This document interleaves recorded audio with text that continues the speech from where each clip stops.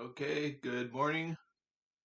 This is day 60 of these little videos regarding making a video as a schizophrenic Dominic and to describe sane thoughts that I have or go through a day in the life of me as a schizophrenic and point out that schizophrenia is a reality to be experienced and that I am actually quite sane, and the world turned insanity around on me and told everyone that I was insane when I was sane. Okay, so on day 45 and day 17 of these little videos, I have posted on my Threads account on the pinned post and on the Facebook account on the pinned post. Day 17 describes why I describe myself as a targeted individual, why I describe myself as a schizophrenic rather than a targeted individual. And day 45 has a 3-minute intro to describe why I make these videos. And my book is posted on my bio in medium.com. It's in chapter form, and it's called Unveiling the Schizophrenic Tradition, and it is also on the pinned post in the comment section from medium.com. Okay, I gotta get started. And in my Clanlands book, I read little pages out of books and then I report out of them. In my Clanlands book, it was discussing a Jeep tour that Sam Hugan and Graham McTavish were going on. And in this case, Graham McTavish is the guy that doesn't like to do adrenaline junkie things, and Sam Hugan loves the adrenaline junkie things. And yeah, so this actually reminded me of the Jeep tour that me and my family took when we went to Sedona. Is called the Peak Jeep Tour. I do not recommend this tour. It was very scary, particularly with a child because her head was rocking around. Scarlett's head was rocking around the whole time. And it just was totally uncomfortable going over the river rock. It's like you just bounce it around all the time, and I guess it's fun, but it's also not fun. I wouldn't recommend it. It's you're just like going over these Jeep things, and I didn't have a good time. It was luckily I was a little younger then. I think I was in my mid-30s when we did that, and Scarlett was. I think Scarlett was like she must have been like 8 years old, or maybe she was younger. She might have been like 6 or something, and yeah. So her head nearly hit the pole the whole time, and she could have really hurt herself. And that was really crazy thing that we did, and but we're still here. But yeah, in that Jeep ride, the guy's name was Bruiser. They gave us the Jeep ride, and he, funny enough, was talking about UFOs on that trip, and he was discussing how he actually had seen UFOs and people had seen UFOs out in that area in Sedona and stuff.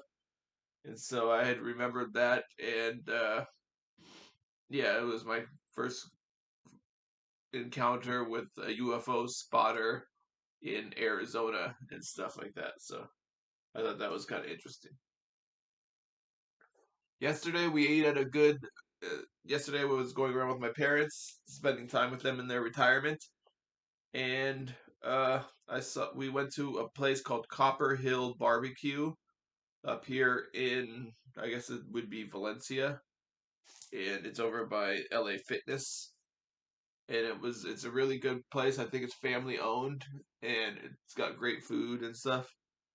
And I was thinking to myself, like, because we were commenting, like, we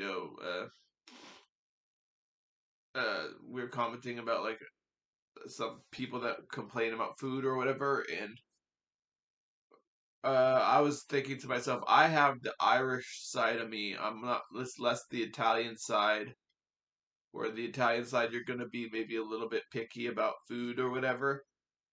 And I definitely enjoy good food, and I know when food tastes good compared to when it doesn't taste good. but at the same time, I have the Irish side where I'm just happy to have a meal, and particularly when somebody cooks it for me. So it's very rare that I'll go to a restaurant and not enjoy the meal that I get at the restaurant. Uh, to me, it's a cooked meal. Somebody took the time to cook it, and I'm just happy to have the meal. And I feel lucky that I can even go to a restaurant and I'm in that position where somebody's serving me, and I always particularly feel bad for the servers because of their what they got to do on a daily basis, and so I always put myself in their shoes, and so like I guess people that do that kind of work they get used to it and it becomes fun or whatever. But to me, it's like for some people, they're out of their element. And I definitely have experienced that uh, before in other jobs. And so, yeah, so I, but I always appreciate food, and I know good food, but like the Italian side of me knows the good food, but the Irish side knows like uh, that you're lucky to have any sort of food given to you and a meal and be in a position to buy food and stuff. So I think I lean more the Irish way, and I don't think I would ever complain about food at a restaurant. And uh, yeah, so um, all right, moving on here in my David A. Hughes book, uh, the one about COVID-19 and psychological operations, the war for technocracy. He describes a scientific elite taking over governance in the world and creating a global technocracy, like a techno fascist thing. And in other areas, we have people describing something called a breakaway civilization, where a scientific elite is so advanced scientifically that they have created a breakaway civilization. And so like they're operating outside the purview of the governance structure and just having their own breakaway civilization. They're far superior to what we have here. And it made me wonder, as like, are they one and the same or are they different?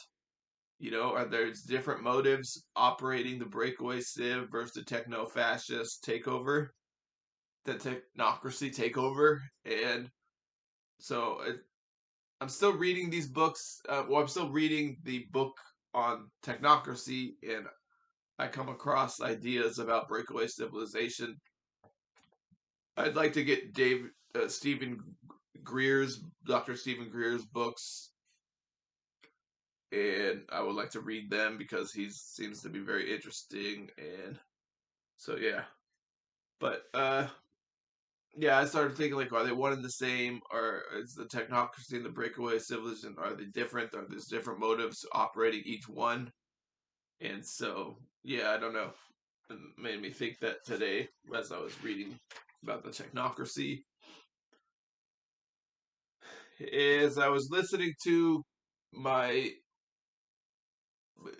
this morning, I was listening to K-USC. I just am so happy that I could listen to K-USC.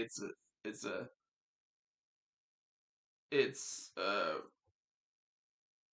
classical music here in SoCal, and it goes from I think up in Santa Barbara all the way down to Oceanside, and it's just really joy. And today's segment was called "A Joyful Noise," and so yeah, I was listening to that as I was reading about my UFO book and stuff, and it was very nice and stuff. Okay, so I highly recommend K-USC to people. It can the soundtrack if you just put on some headphones and listen to it can change your outlook on things. Now, there's different kinds of music throughout the day, so you might want to try it a few times before you say like, no, this isn't for me. But pop in there three or four times before you think like it's not for you.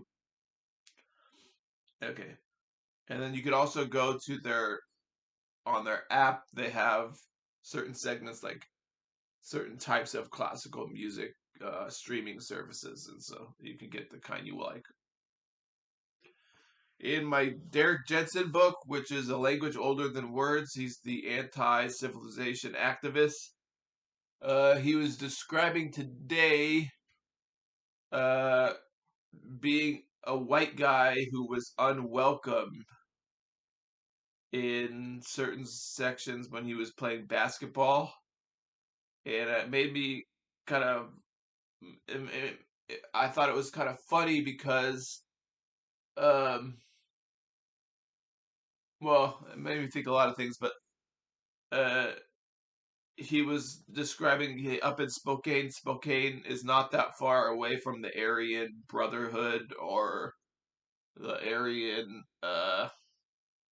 headquarters in Idaho, I think it is, or Wyoming or something like that. And he was describing that like uh, the black people had experienced, the people of color had experienced uh, abuse at the hands of white people throughout their society and stuff.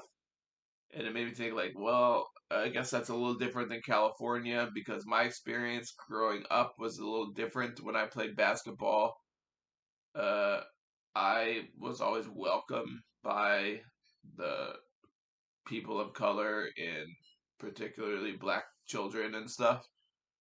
And I can recall playing in Santa Clarita here at the Boys and Girls Club, and I never felt like, the black kids or like the other kids didn't appreciate me playing with them and stuff. And so I don't I maybe I'm not recollecting correctly, but that's how I recollect it. But that's kids, kids are gonna play with each other and they're not gonna care about. That's a little different than adults who have experienced abuses and have a little bit more intellect to know, like, hey man, something's not right here. And so and then they associate you and they make prejudice and stuff.